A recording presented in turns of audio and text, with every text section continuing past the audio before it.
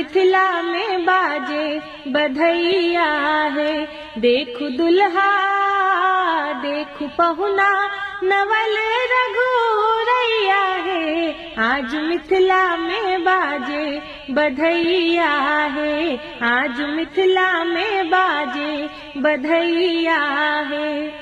छठ जहने किशोरी जिगोरी है।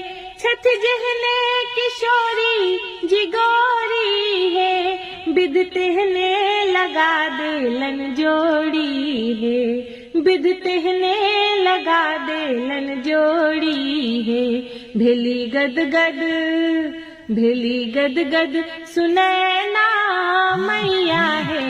भेली गद गद सिया जी के मैया है। आज मिथिला में बाजे बधैया है। आज मिथिला में